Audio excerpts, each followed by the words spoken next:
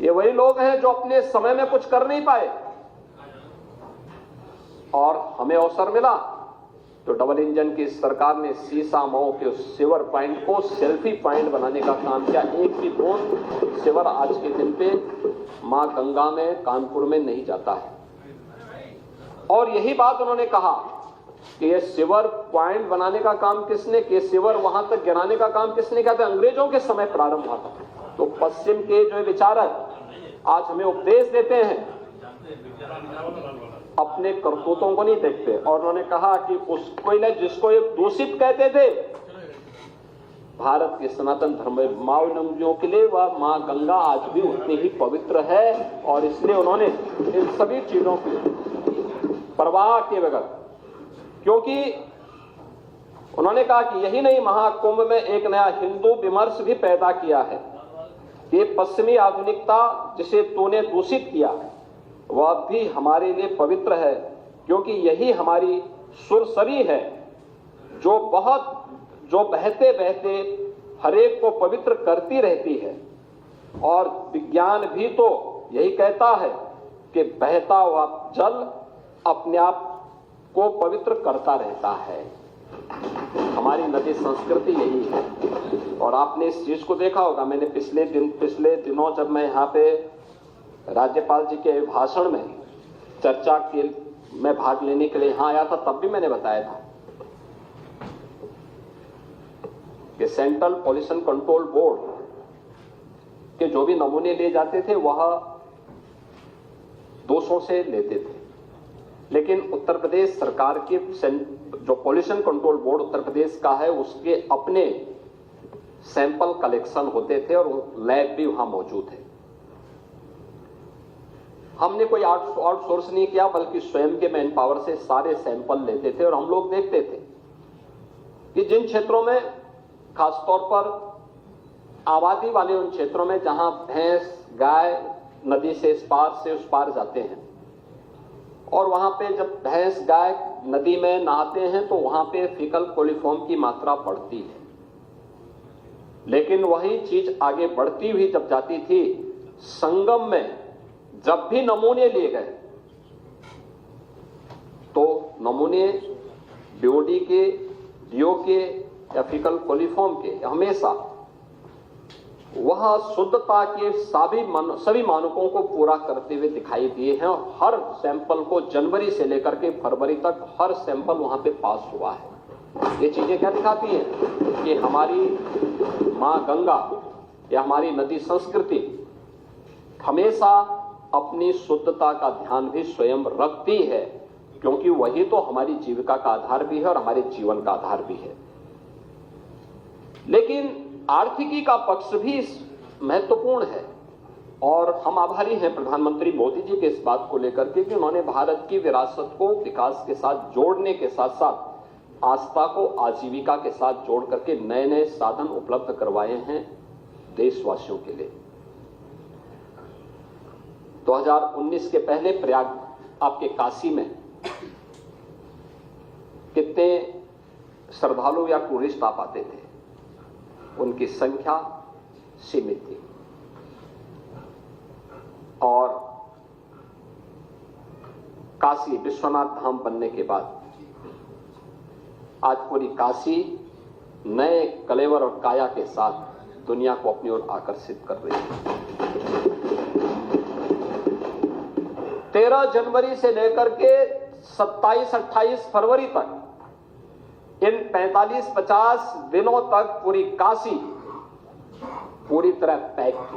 5 लाख से लेकर के 25 लाख श्रद्धालु प्रतिदिन वहां पे दर्शन करता था, मां गंगा में स्नान भी करता था और काशी के इस वैभव को भी देखता था, इस कलेवर और कायाकल्प को भी देख करके अभिभूत होता था और काशी के साथ साथ प्रदेश और देश के विकास में भी अपना योगदान करता था। लेकिन काशी के लोगों का धैर्य उस दौरान वास्तव में उससे भी ज्यादा अभिनंदन का पात्र है, जिन्होंने 1.5 महीने लगभग 150 दिन तक उनके आने जाने के साधन बंद रहे। लेकिन धैर्य के साथ आतिथ्य सत्कार का एक नया उदाहरण प्रस्तुत किया। ये हमारा काशी है, सबको गले लगाना जानता है। अयोध्या धाम यही दृश्य था। 5 लाख से लेके 15 लाख श्रद्धालु प्रतिदिन अयोध्या धाम में देखने को मिला। उन्होंने सुविधाओं की परवाह नहीं की और वहां के नागरिकों ने भी, वहां के संतों ने भी अपनी सुविधा की परवाह नहीं की। श्रद्धालुओं को सुविधा मिलनी चाहिए, उनके आतिथ्य सत्कार के लिए वे हर समय खड़े रहते थे। मैं इस अवसर पर प्रयागराज के साथ साथ अयोध्या धाम और काशी धाम से जुड़े हुए अपने सभी वहां के नागरिकों का भी हृदय से अभिनंदन करता हूं और उनके प्रति धन्यवाद देता हूं, जिन्होंने धैर्य के साथ इस आयोजन को अपना आयोजन बनाया। और हमने देखा कि जिस भी जगह से श्रद्धालु जन गए, पर्यटक गए, उस जनपद के लोगों ने भी आतिथ्य सत्कार के नए उदाहरण प्रस्तुत किए। क्या चित्रकूट हो या प्रतापगढ़, जौनपुर हो, भदोई हो, मिर्जापुर हो, कौशाम्बी हो, फतेहपुर हो, या जिस भी मार्ग से गए, हर एक जगह लोगों ने अभिभूत करने वाला स्वागत किया। मुझे याद है 28 जनवरी को सायंकाल 5 बजे से लेकर के 29 जनवरी को हम लोगों ने प्रयागराज में भीड़ के वॉल्यूम को देखते हुए लगभग 2 लाख वाहन अगल बगल के जनपदों में रोके थे और उस जनपद में ही उन श्रद्धालुओं के लिए भोजन की, रहने की व्यवस्था की थी, वहां के नागरिकों ने की थी, प्रशासन उसमें सहयोगी बन रहा था, लोग कर रहे थे। आतिथ्य सत्कार का इससे बड़ा उदाहरण और क्या हो सकता है? और कहीं कोई घटना नहीं, कहीं कोई घटना नहीं घटित हुई। हाँ, पूरी दुनिया आई थी, 100 से अधिक देशों के लोग इस अवसर पर आए। और आर्थिकी के बारे में, इसकी आस्था आजीविका का आधार बनता है। आप पीडीए की बात करते हैं, मैं तो एक नाविक की चर्चा कर रहा हूं, मैंने कल भी सदन में की थी। एक नाविक परिवार जिनके पास 130 नौकाओं का बेड़ा है, उन्होंने 13 जनवरी से लेकर के 26 फरवरी के बीच में 30 करोड़ रुपए कमाए हैं एक परिवार में। आप मुझे बताइए, क्या इतना पैसा कभी कोई कमा सकता था? अभिभूत करने वाला। प्रतिदिन का अगर आप एवरेज देखें तो 50,000 रुपए से लेके 55,000 रुपए का उनका एवरेज था पर डे की एक नाव से कमाई का। तो मुझे पहले इस पे विश्वास नहीं हो रहा था।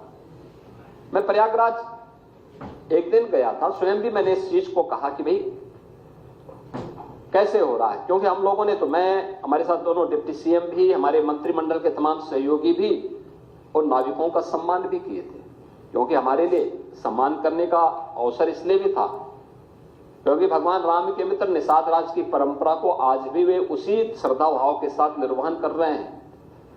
तो हम लोग कैसे इनके साथ सहभागी बन सकते हैं? तो मैंने महाकुंभ के दौरान इस बात को देखा।